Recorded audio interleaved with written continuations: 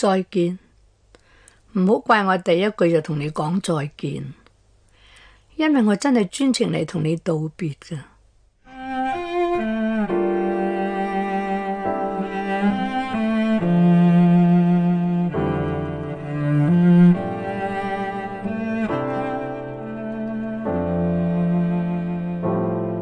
你唔講嘢，淨係聽我講嘢，嗰陣時個世界好安靜，冇而家咁嘈，襯得我特別吱喳，特別開心。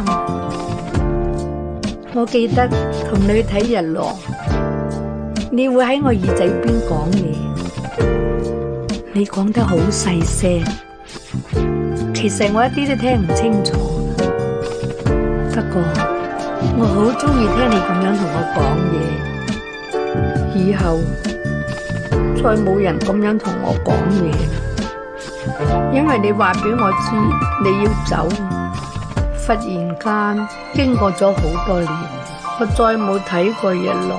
曾經你似還可一見，合成了灰，沾污了我的臉，終生愛戀，淚海悲甜，浪漫各處，舊歡不變。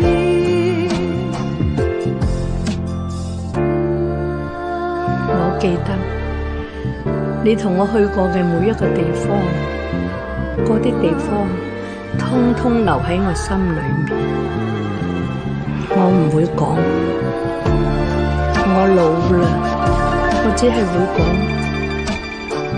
我喺度太耐，時間耐咗，難免知道人總會慢慢咁將過去淡忘，又會睇住啲嘢無聲無息咁樣消失。我點解要走？我先2日唔知諗緊乜嘢，無端端走咗去睇日落，個日落就同我記得陪住你睇嗰個樣一樣。不過就算我點樣裝出若無其事，我都冇辦法唔承認我失去嘅嘢實在太多啦。珍惜你似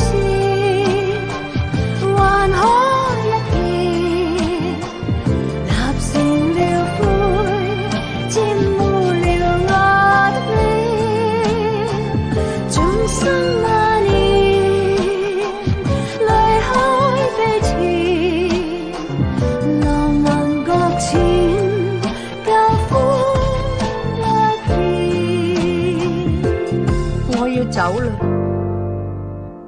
如果你記得返我係邊個，我知道你一定會好唔捨得我，仲會好掛住我。